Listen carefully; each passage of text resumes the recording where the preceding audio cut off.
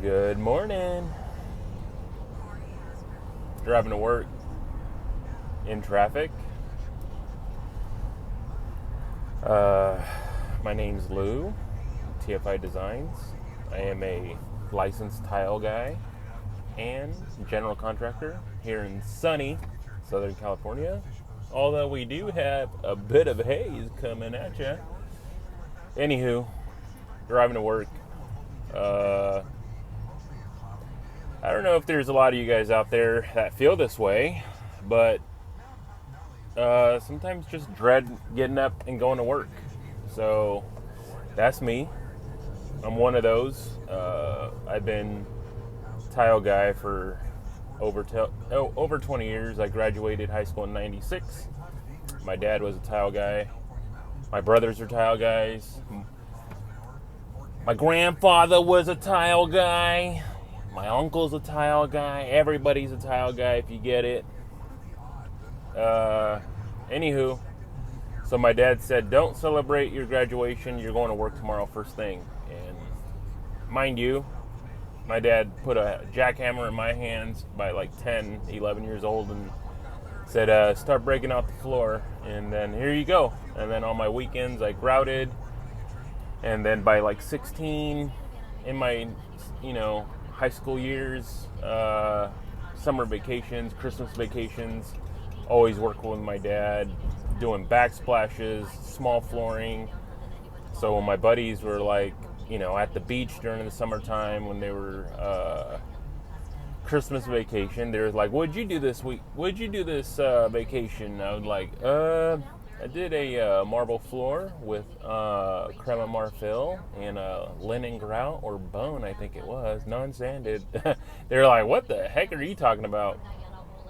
So basically, my path was set before me, and then you know what? Something clicked in what was going on in my life at the time, and as much as I was dreading going to work for my dad, because all my friends and family and they were living it up at the beach, they were trying to get theirs, and I was trying to be in there, I was trying to do that too. But again, my dad had me going to work, paid me $20 a day to do these things. And crazy enough is that never went to college. My dad said, don't even take the SATs. Don't bother because, I already know what you're going to do. And that was that. So, but when I did graduate, I did have a job to go right into, which was obviously working with my dad. And I noticed a lot of buddies in the next couple of years, they were, at fast food. They were just hopping from job to job, Kinko's. I mean, they were doing it all, man. And I was just steadily working. And then obviously my dad was paying me more at the time because I was learning. And then,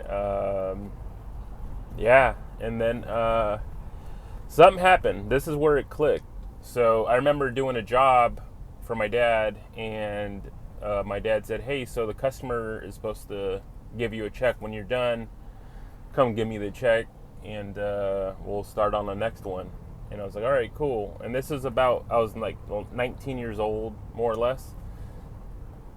And I finished the job, and I told the guy, like the owner, the client, like, hey, my dad asked me to, he had invoiced you about the final check. And he goes, yeah, here you go.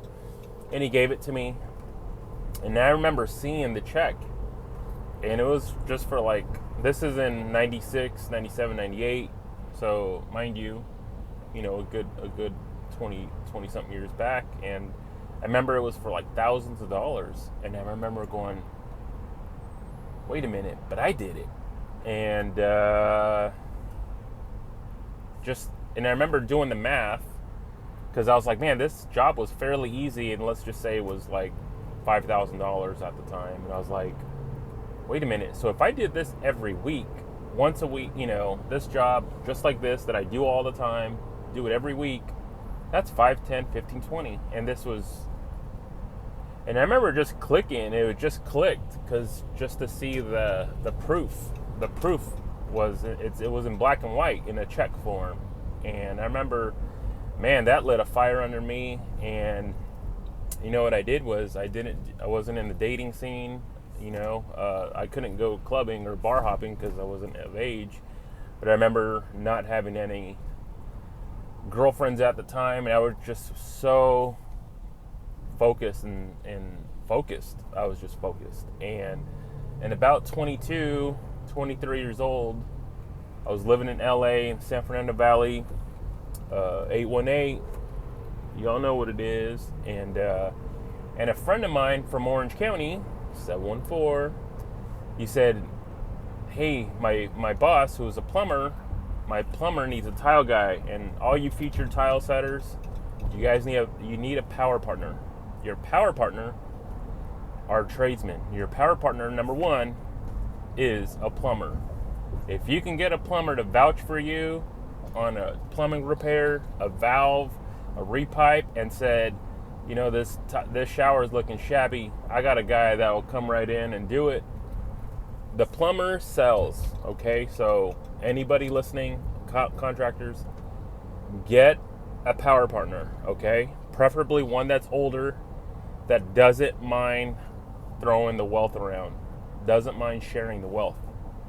Because I had found a guy who had an established plumbing company here in Orange County, very generous with his jobs, he wanted to give me a shot, and he said, all right, I'm going to give you one job, and they're my best client.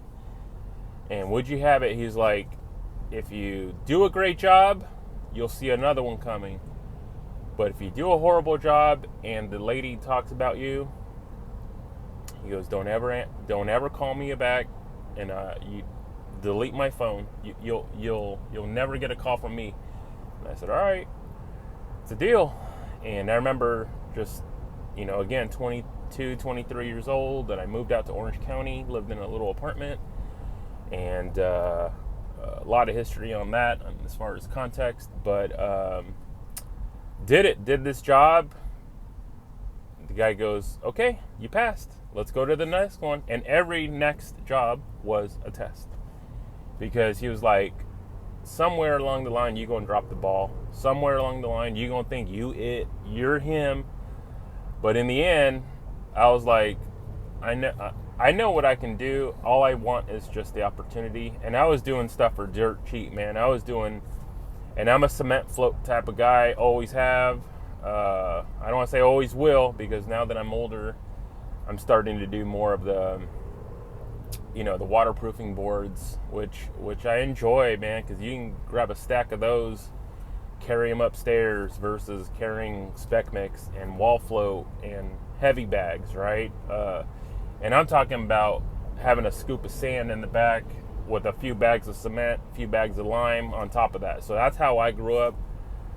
And the tarps and the humongous black boat, that you got, the tub that you got to mix it in, shovel, the hoe, everything, man. And then you have to learn how much water to put in and blah, blah, blah, the ratio. So I grew up under that, man, because that's what we did. That's what my dad did. Anywho, or even if you didn't have the tub and you had to do it right on not on the driveway, but you did it right on the concrete, where you basically mix a volcano and you just slowly add bits and pieces to it, man. It's crazy, but it worked. It's what, it is what it is.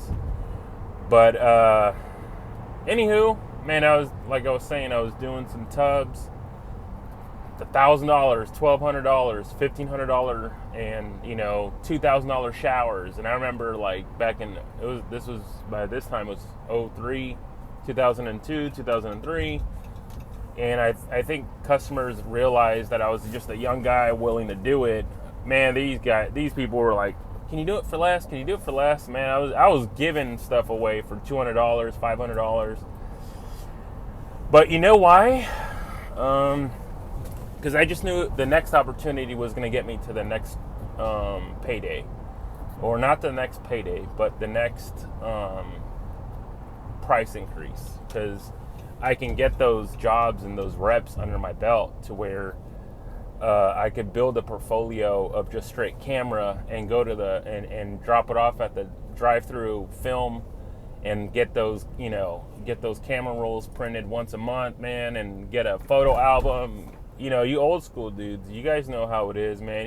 I'm sure you guys remember those days of carrying just photo albums of just kitchens, backsplashes, flooring jobs, showers. It's like things were simple back then, man. And having a Thomas guide and being new to the area and going to a Thomas guide just by the name, and like, man, did they spell it right? Because I ain't getting it. And then calling that person back and having anxiety, like, can you spell that again? And making you feel like you're a flake by spelling the word wrong.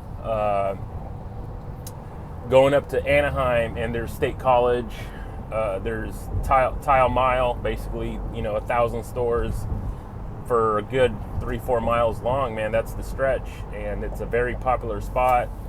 Designers go there, builders, you name it, they're all there.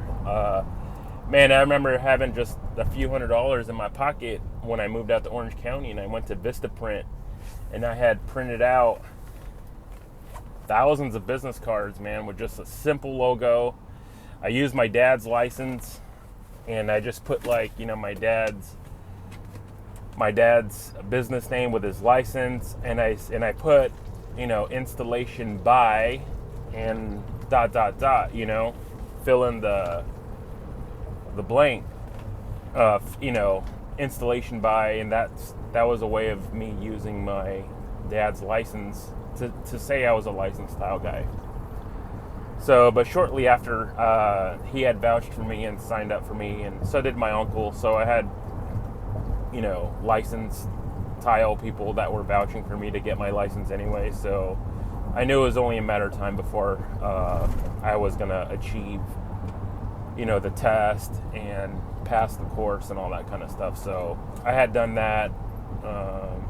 So that was back in 03. So I got my license in April of 07. I'm in the 8s, if you were wondering. Anywho, yeah, man, so that's really what did it. And here we are. So now I'm driving, and I've always had dreams of owning a large tile company. But those dreams kind of, I think that was always the goal. But after a while, you learn you learn the trade first. And the one thing that my dad didn't do was teach me business. So you learn the trade. The trade is your skill, but things that I live by is like when you go I remember going to a fancy home here in Anaheim Hills. This dude was legit, straight up mansion, as a 22, 23-year-old, and you see the Bentley in the driveway, and I'm like, wow. And I remember your gifts will take you inside the house. But it's your wisdom that'll keep you inside the house, and it's the wisdom that you have that will keep it going. Okay? Referrals, So for me, it was your gifts are what can get you to knock on the door, the opportunity. But it's up to you in good business to keep it, to be a part of the house, for you not to lose the job. So these are things that I still believe in me, that I use. And as of right now, as a 45-year-old guy who's been in the game for a long time, I'm not sad to say that I actually don't like doing tile anymore, which means I switched my focus because of ailments and where I'm growing, where I want to grow, and communication. If anybody could tell you how to get paid, it's get paid by doing great communications, be a great communicator, share it all, do it all. And that's a way to get me off the floor. And as much as I, over the 20 something years, had guys working for me, the cost of having guys working for me, the insurance, man, it's a drag.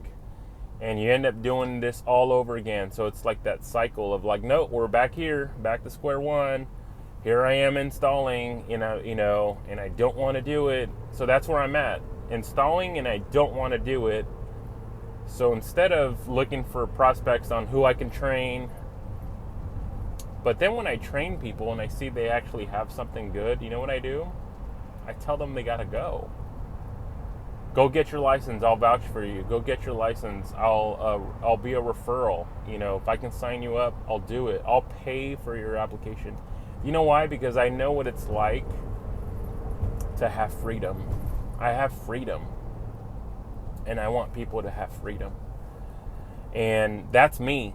And I get a lot of flack from my construction buddies that have crews, and they're like, no, man, why aren't you keeping them? And I say, because I want him to experience what I experience. And if I can have him, if he can learn to provide for his family and be better at what I do, and I could see that he can be better, then you got to go. And you got to be released, man. You got to do your thing. And that's one thing, man. I have mentors in my life, and there's no reason to dim a shining star just so your star can shine brighter, or it can get, more money. Because in the end, man, as much as we need money and we need to work and all that kind of stuff, that's the last thing on my mind. Because I just started a really good job yesterday on Thursday, and the guys that I hire, I start to sub everything out. I start to sub out guys that are licensed and insured, and it's more money, it's less money that we get to take home, but the freedom that they allow you, because they come in prepared. It's just like when a general contractor hires me to tile their shower. I come in hot. I come in ready and steady.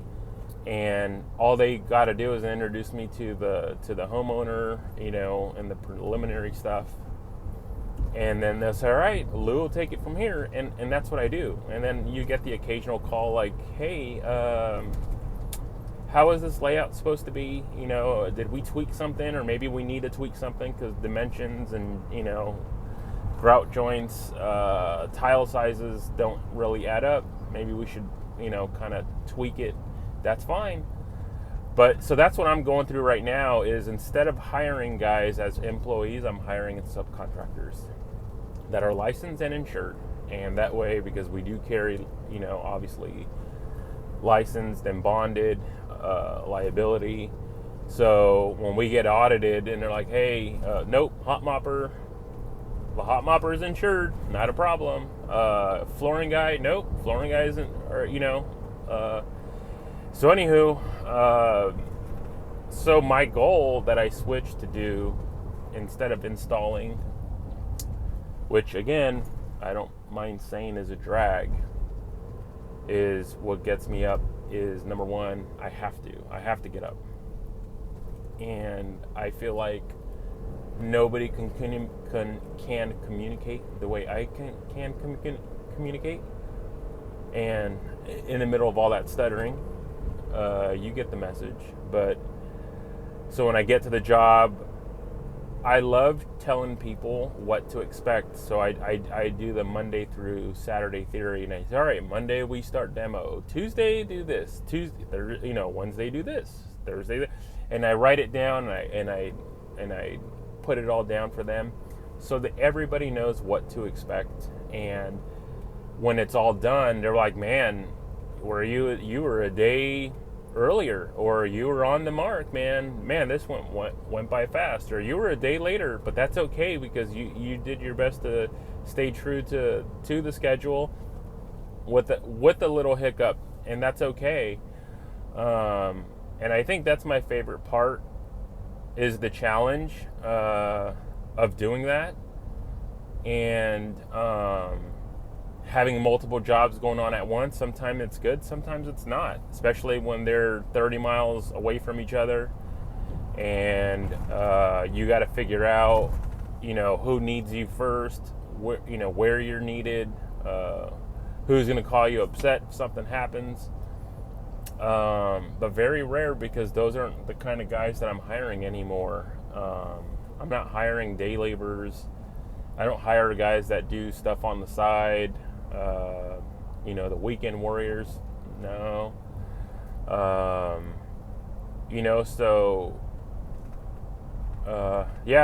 So that's what's going on with me. And if you are through this video of 20 minutes and you feel that, if you're a tradesperson or whatever area of work that you are in as a professional, find the little things, the little joys that can get you up, besides, if you're married, your spouse, if you have kids, your kids. Remember, those are the reasons why you do it. And then also, everybody just talks about the why. And the reason what my why is, honest, is God.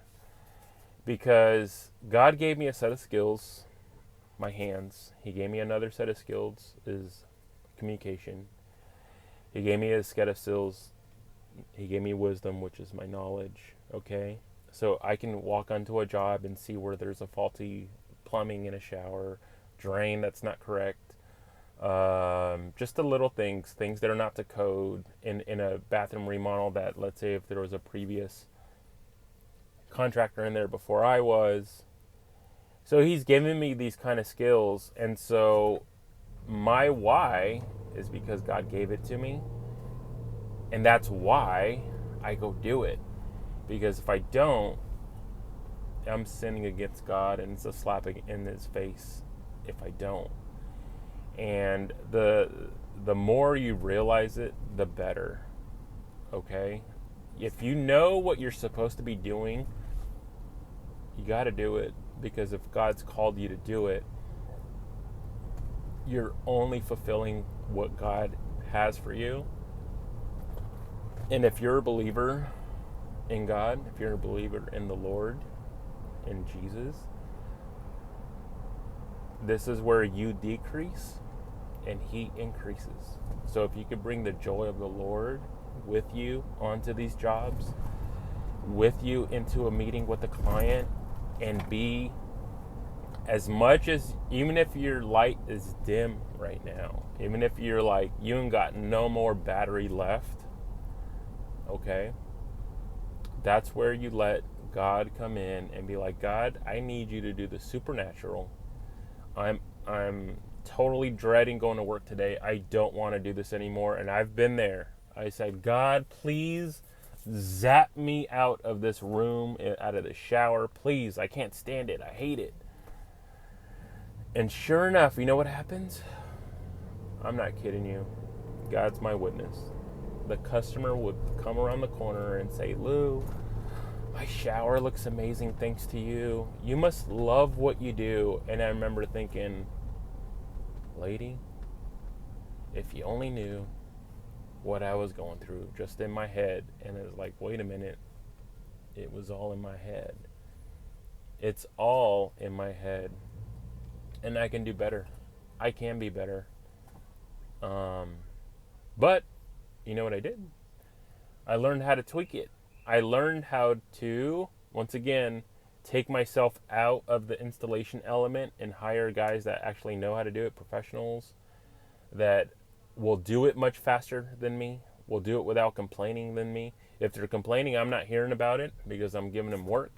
So that's huge versus me doing it, and I don't really care to do it. So I'm already taking myself out I'm calling dudes like, hey, you want to do it? Hey, you want to do it? Are you busy? Are you slow? And go from there. My brothers, If there's any way, if they slow down from work, I'll call them like, hey man, do you want to do a job with me? We can do it together. How about we can prep together for funsies, for old time's sakes, right? And then maybe you could do the installation, and you can, tell me what you want, and I'll pay you out. Like, okay, totally. In the end, I'm here to serve. I'm here to provide. I'm here to lend a hand. You'll always see a hammer in my hand, unfortunately. As much as I don't want to, I do. And as much as I don't want to tile, I still do. Do you know why? Because there's guys, if I can just be a little bit of correction of like, hey man, that still looks a little tweaked. Or I've always loved design. I go to the showrooms a lot with clients and design their showers. So I'm always like, hey man, this layout is a lot better. It's going to take more time. We have to miter those corners. We're looking for the killer look. Anything other than good is not good. It's got to be wonderful. It's got to be great, fantastic. That's the reactions we want. And if we lay out those expectations in front, we can see it happen. We can see it coming together in the process of it. It's the journey of it, the drag of it. You might wake up excited on Monday, Tuesday, start to dip on Wednesday, Thursday, Friday, and sometimes you just wish for the weekend. And I got kids, so my weekends, my Saturdays are I'm always available on Saturday to be reached by phone. Appointments, not so much, because my kids are playing sports now, and there ain't nothing in the world that's going to keep me away from watching my kids play and be with them for my time with them. And then on Sunday, nothing. I shut it down on Sunday. If you are my friend, you can call me anytime on Sunday. But the minute you talk about some grout, some sealer, some tile, some layout, guess what? You will be disconnected, because on Sunday I practice the Sabbath, and it's not to be legalistic. I practice the Sabbath on Sundays because I go to church with my family, and I let God know by the Sabbath, I'm trusting you to provide. And I think that's what was going on in the Old Testament, was celebrate the Sabbath as a source of means, like, hey, I know you got this, God, so I'm not going to worry about work.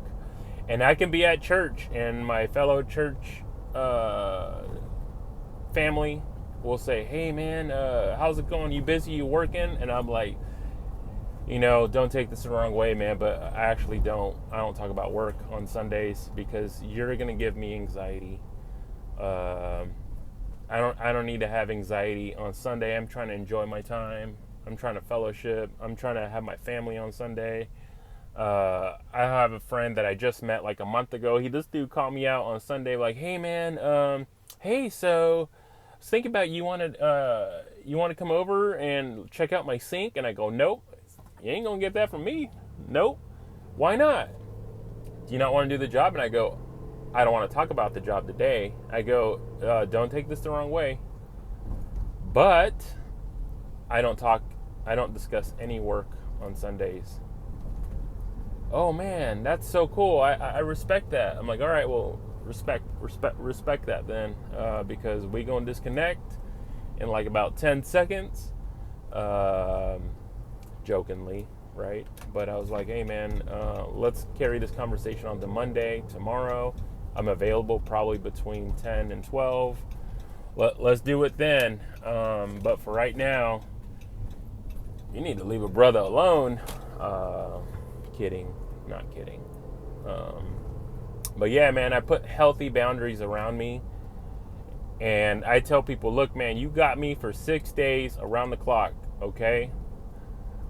You can call me as early as 5, 6, which people have. People called me and texted me at 2:30 in the morning, believe it or not, with a stupid tile question. So, anywho, if you connect with what I'm saying, shoot, give a brother a high five, man. We all in this together. But the truth is, man, we got to point each other. We got, to the Lord, point each other to God, encourage one another, man. Just one more day, man, and you'll get that vacation. One more day and you're almost there. All right, rolled up to the spot and got my painter waiting for me, and it's 7:55. I told him 8 o'clock, so I gotta love a guy that's early. So I'll see you guys around later.